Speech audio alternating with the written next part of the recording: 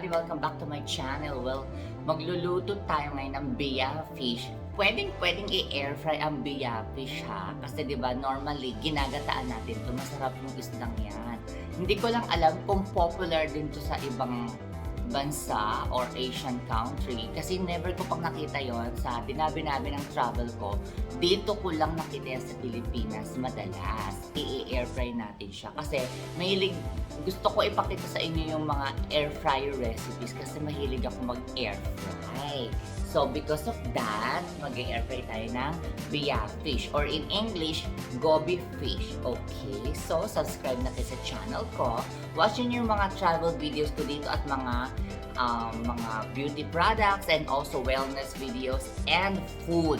Okay, don't forget to subscribe to my channel and feel free to comment everyone.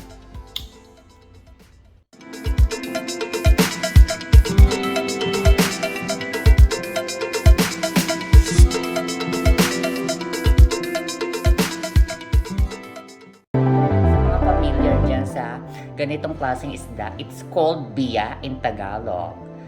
Okay, masarap tong niluluto. Normally, di ba, ginagataan to. But this time, i-air fry natin siya. So, air fried biya fish. Nalinis na natin to and natanggal na yung mga anik-anik niya sa loob. So, i-air fry na natin siya.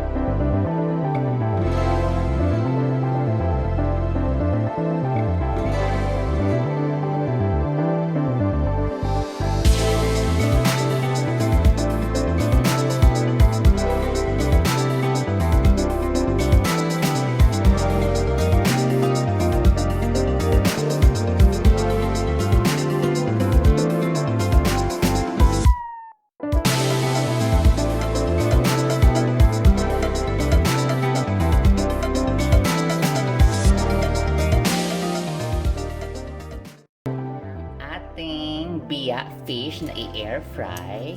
So, ilalagay na natin siya sa ating bucket ng air fryer. Okay, nako, excited ako kasi for the longest time, ngayon lang ako uli kakain ng biya.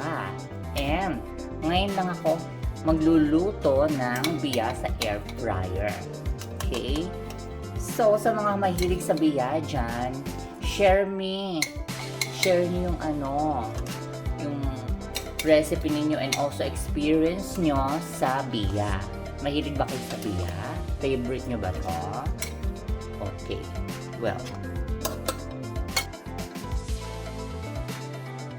ready na ang ating biya. So, i-air fry na natin siya. 200 degrees Celsius first 15 minutes.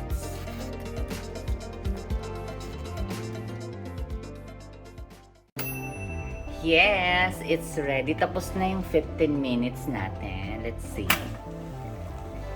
Wow, amazing. Ang bango. Yan, ganyan mag-air fry ng isdang biya. Dahil malambot masyado ang isdang biya, kailangan ingatan natin hindi malusog. So ngayon, ililipat natin siya sa plate para mabaliktad natin siya ng maayos.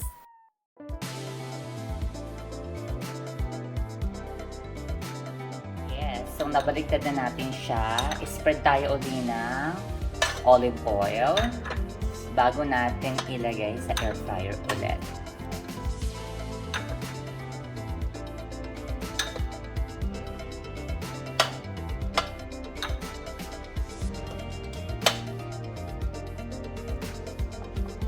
Okay, let's do it. Second time na to. Ayan. This time, I think, the same pa rin, 200 degrees Celsius. And then, for me, dahil medyo malambot siyang type ng fish, Gusto ko 20 minutes. Ayan.